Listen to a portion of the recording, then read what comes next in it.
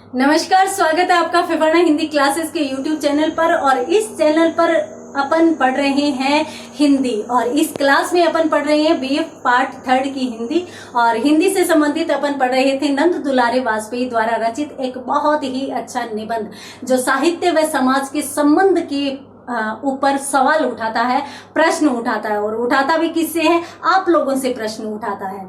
तो यहाँ पर आगे नंद दुलारे वाजपेयी इस संबंध में क्या कहते हैं, तो वो चीज अपन देखने वाले हैं।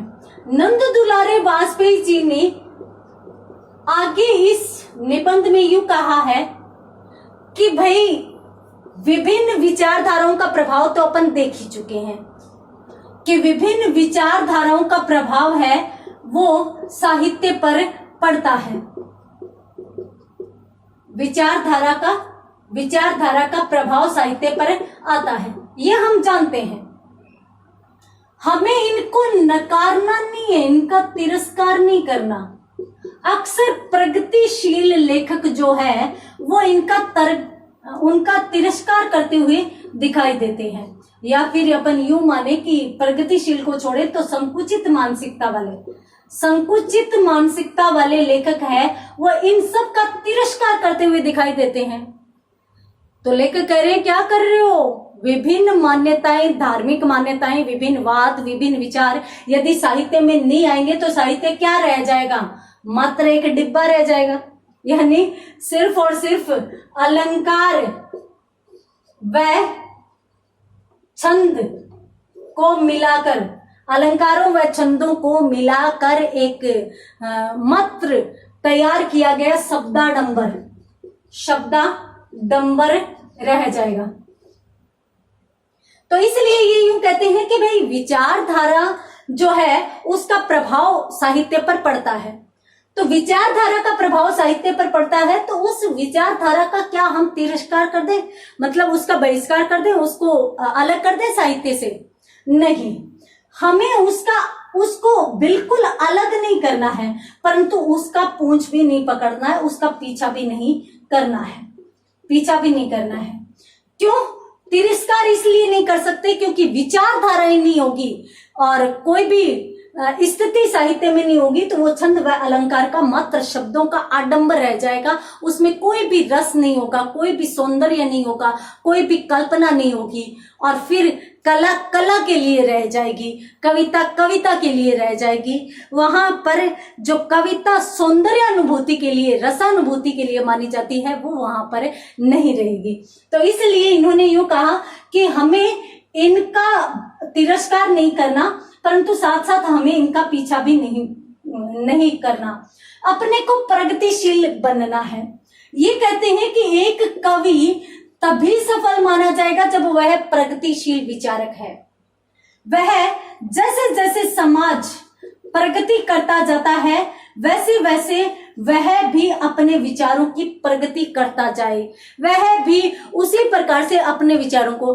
अब आज के संदर्भ में यदि आज कोई लेखक पुरानी सामंतवादी व्यवस्था या जो लगान की व्यवस्था या जो जमींदारी प्रथा है उसके बारे में लिखे, तो कौन पढ़ना चाहेगा, कौन सुनना चाहेगा? तो वो क्या होगी? पुरानी मान्यताएं होंगी, पुरानी विचारधाराएं होगी। क्यों होगी? क्योंकि वो व्यवस्था जो राजा और प्रजा की व्यवस्था है वो आज है ही नहीं। आज तो सभी जो देश है, लगभग देश है, उनमें प्रजातंत्र आ गया है, जनतंत्र आ गया है। तो प्रजातंत्र व जनतंत्र की अलग अपनी समस्याएं होती है, राजतंत्र की अपनी अलग समस्याएं होती है। तो आज हम राजतंत्र की नीतियों, उनके विशेषताओं, उनके नियमों का ढिंडोरा नहीं पीट सकते, हम उनका पीछा नहीं कर सकते। आज हमें जनतंत्र की समस्याओं के प्रति विचार करना होगा और उनमें भी परिवर्तित विचारधाराओं के अनुसार अपने विचारों को विचारों का परिवर्तन करना होगा। किस प्रकार से? मान लीजिए कि देखिए, जब हमारा देश आजाद हुआ था तो जनतंत्र में एक बहुत बड़ी भयंकर समस्या बनी हुई थी सती प्रथा की। आज नहीं है। पहले अगर किसी भी महिला का पति मृत्यु को प्राप्त हो जाता था तो उसको भी साथ में जला दिया जाता था। कहा जाता था कि भी उसको सती बनाना है, और इस प्रकार से जलाया जाता था। जब भी उसको आग लगती थी, जलना बहुत मुश्किल होता है, अपने को अपना थोड़ा सा कहीं भी भाप, रोटी की भाप होती है, उससे भी हाथ यदि संपर्क में आ जाए तो हफ्ते भर तक जलन खत्म नहीं होती। तो वहां पर उस महिला को जलाया जाता था आग से। जब वो उछलती थी, अगर दूर जाकर गिर जाती थी तो लोग घेरा डाले खड़े रहते थे, उसको वापस आग में डालते थे और इस प्रकार से उसको जलाकर मार दिया जाता था। आज क्या व्यक्ति सती प्रथा पर लिख सकता है? बिल्कुल नहीं लिख सकता। क्यों? क्योंकि आज सती प्रथा संबंधित समस्याएं समाप्त हो चुकी है। आज समस्याओं ने अलग रूप ले लिया है। और अब से यदि अपन 10 साल पहले की बात करें तो भ्रूण हत्या से संबंधित ज्यादा बातें की जा रही थी, क्योंकि वह उग्र समस्या बनी हुई थी। हालांकि आज भी वह समस्या है, बाल विवाह व भ्रूण हत्या की, परंतु वो समस्याएं लगभग समाप्त हो चुकी है। लोग जागरूक हो चुके हैं, लोग शिक्षित हो चुके हैं। तो इसलिए एक कवि के लिए आवश्यक है कि वो प्रगतिशील बने। वो जिस प्रकार से समाज प्रगति कर रहा है, जिस प्रकार से समाज की विशेषताएं हैं, उन्हीं को लेकर आए। हम मानते हैं कि एक कवि समाज का एक हिस्सा है, तो उसे उन सभी चीजों का ज्ञान होगा जो समाज में घटित घटनाएं हैं। तो इसलिए वो उनसे जुड़ा रहे और उन्हीं के संबंध में रहे, उन्हीं के संबंध में रचना करता रहे। अगर कवि समाज से कटकर अन्य किसी विषय में, कहते हैं कि साहित्य बंद कमरे में नहीं रचा जाता, साहित्य खुले मैदान में किसी घटना को देखकर पैदा होता है। हृदय की भावनाएं किसी भी परिस्थिति को देखकर जागृत होती है। और साहित्यकार तो ये भी कहते हैं कि आप कहीं जा रहे हैं और उस समय कोई भी ऐसा विचार है जो आपको प्रभावित कर रहा है, उसी समय बैठकर लिखिए, वहीं पर बैठकर लिखिए। क्योंकि जो हमारे दृश्य या हमारी आंखों के सामने दृश्य निर्मित होता है, उस समय हमारे हृदय में जो भाव प्रकट होते हैं, वो भाव अपन बाद में याद करके नहीं लिख सकते। वो उस समय की हृदयगत भावनाएं होती है, उस समय ही प्रकट होती है, तो उस समय ही लिपिबद्ध भी होनी चाहिए, उनको उसी समय लिखा जाना चाहिए। तो इसलिए कहते हैं कि प्रगतिशील होना आवश्यक है और उसको समाज के साथ जुड़े रहना आवश्यक है। साहित्य में अनेक चीजें शामिल होती है। कौन कौन सी होती है उसमें यदि बात करें तो देखिए, अनुभूतियां होती है। साहित्य में कवि अपनी अनुभूति को प्रकट करता है, तो अनुभूतियां होती है। कल्पना होती है। साहित्य में लेखक अपनी कल्पना का मिश्रण करता है। अब अपनी अनुभूति को कल्पना की उड़ान में ले जाकर वो इस प्रकार से लिपिबद्ध करता है कि पाठक या श्रोता सौंदर्यानुभूति कर सके।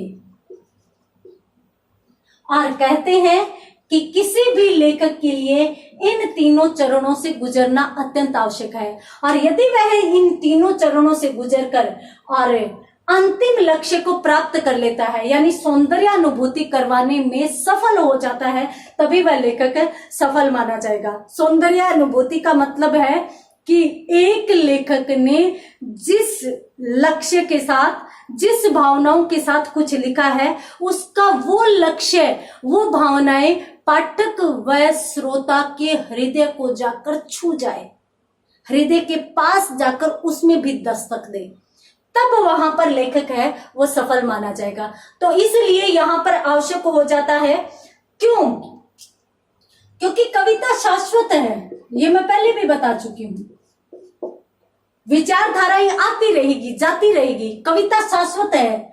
तो कविता तभी रह पाएगी जब लोगों के हृदय में एक स्थान बना लेगी, एक अपनी जगह बना लेगी। जब लोगों के हृदय में जगह होगी तो फिर उसे कोई भी कहीं भी नहीं भेज पाएगा, कोई कहीं किसी प्रकार से नहीं निकाल पाएगा। साहित्य की यदि बात करें तो विभिन्न समयों से लेकर, अपन हिंदी की बात करें तो 1050 के लगभग हिंदी आ चुकी थी, और 1050 के बाद साहित्य अनेक दिशाओं की तरफ गया, अनेक दिशाओं की तरफ इसने रुख किया। इसमें अनेक धारणाओं ने, अनेक प्रवृत्तियों ने अपनी जगह बनाई। अनेक धारणाएं आई और गई। और यदि अपन वाद की बात करें तो जो विभिन्न धारणाओं व प्रवृत्तियों से संबंधित विचार होते हैं वही क्या कहलाते हैं, वाद कहलाते हैं। तो विभिन्न वाद भी आए और गए। साहित्य आज भी साहित्य है। आज भी वह चाहे कहानी के रूप में रहे, चाहे उपन्यास के रूप में रहे, चाहे वो गद्य के रूप में रहे और चाहे वो पद्य के रूप में रहे, आज भी बना हुआ है, आज भी वह सम्माननीय माना जाता है। और इसके लिए अपने को एक और नया परिवर्तन करने की आवश्यकता है, जो जैनेन्द्र कुमार साहित्य में लेकर आए थे। इन्होंने यूं कहा है कि भाई बहुत सी चीजों को हमने लिया है, छोड़ा भी है, समय अनुसार अपन भी प्रगतिशील रहे हैं, इसीलिए हमारा साहित्य आज बन रहा है। परंतु हमें साहित्य में एक दृष्टिकोण की आवश्यकता और है, और वो दृष्टिकोण कौन सा है? नव विश्लेषण दृष्टिकोण, नव विश्लेषणात्मक दृष्टिकोण। नव विश्लेषणात्मकता क्या होती है? नव का मतलब होता है नया, और विश्लेषण का मतलब क्या होता है? उसका व्याख्यान करना, उसको और अधिक स्पष्ट करना। तो कि साहित्य को फिर नवीन प्रवृत्तियों के आधार पर, फिर नवीन प्रवृत्तियों व विशेषताओं के आधार पर फिर से विश्लेषित किया जाना चाहिए, फिर से इसका विश्लेषण किया जाना चाहिए, और फिर से उसे कविता जो है उसे कविता के ही मानकों पर या कविता के मानकों की कसौटी पर उसे उतारा जाना चाहिए। यदि यह साहित्य कविता के मानकों पर खरा उतरता है तो वहां पर साहित्य सफल माना जाएगा। तो इसलिए हमें नव विश्लेषण, और नव विश्लेषण में यदि मैं एक बात और जोड़ूं तो नव मनोविश्लेषण भी अपन ले सकते हैं। मनोविश्लेषण, अब मनोविश्लेषण की यदि बात करें तो देखिए जैनेन्द्र कुमार जी मनोविज्ञान को साहित्य में लेकर आ चुके हैं, और जैनेन्द्र जी के बाद ये नहीं है कि मनोविज्ञान खत्म हो चुका। मनोविज्ञान से संबंधित अनेक लेखक, अनेक साहित्यकार इससे संबंधित लिख रहे हैं, और अनेक साहित्यकार इससे संबंधित लिख रहे हैं। तो ये चीजें हैं वो देशभक्ति में, या फिर मैं यूं कहूं कि समाज की प्रगति में भी योगदान करने वाली है। क्यों? क्योंकि हम यदि जो भी परंपराएं हैं उनको मनोविश्लेषणात्मक दृष्टिकोण के आधार पर हम परख कर देखेंगे कि किसी भी व्यक्ति ने कोई भी कार्य किया है, कोई भी घटना की है, उसके पीछे कौन से विचार है, कौन से वाद है, तो हम समझने में सक्षम हो जाएंगे कि भाई साहित्य में किस प्रकार की समस्या को उजागर किया जाना चाहिए, या फिर समाज में कौन सी ऐसी समस्या है जो साहित्य में प्रकट होनी चाहिए। और तभी इन दोनों की प्रगति संभव है। अपने निबंध का नाम क्या है? अपने निबंध का नाम है साहित्य और सामाजिक प्रगति। साहित्य समाज की प्रगति किस प्रकार से कर सकता है? साहित्य समाज की प्रगति में किस प्रकार से योगदान दे सकता है? तो वह उसकी विभिन्न धारणाओं, विभिन्न प्रवृत्तियों को नव विश्लेषणात्मक दृष्टिकोण पर उभारते हुए, मनोविश्लेषण की पृष्ठभूमि पर उकेरते हुए अपना योगदान दे सकता है। विभिन्न मान्यताओं से प्रभावित होइए, विभिन्न मान्यताओं से संबंधित ये नहीं है कि उसी का ही अंधा अनुकरण किया जाए, उसका अनुकरण करते हुए और उसकी समीक्षा करते हुए, अनुकरण समीक्षा के तहत फिर उसको उभारा जाना चाहिए, ताकि साहित्य सामाजिक प्रगति में अपना महत्वपूर्ण योगदान दे सके, जो कि माना जाता है और जिसके लिए साहित्य को जाना जाता है। कबीर को याद कीजिए, तुलसी को याद कीजिए, सूर को याद कीजिए, होमर को याद कीजिए, मिल्टन को याद कीजिए, उन्होंने सामाजिक प्रगति के लिए साहित्य लिखा था। तो वो विशेषताएं साहित्य में आज भी आनी चाहिए। और इसी के साथ, इन्हीं बातों के साथ साहित्य व समाज दोनों आपस में जुड़े हुए हैं, साहित्य समाज की किस प्रकार से प्रगति कर सकता है, ये बातें बताते हुए इन्हीं विचारों के साथ नंद दुलारे वाजपेयी अपने विचारों को विराम देते हैं और यहाँ पर साहित्य और सामाजिक प्रगति नामक निबंध कंप्लीट होता है। तो मिलेंगे आगे नंद दुलारे वाजपेयी द्वारा रचित ही एक और निबंध के साथ अगली क्लास में। तब तक के लिए धन्यवाद।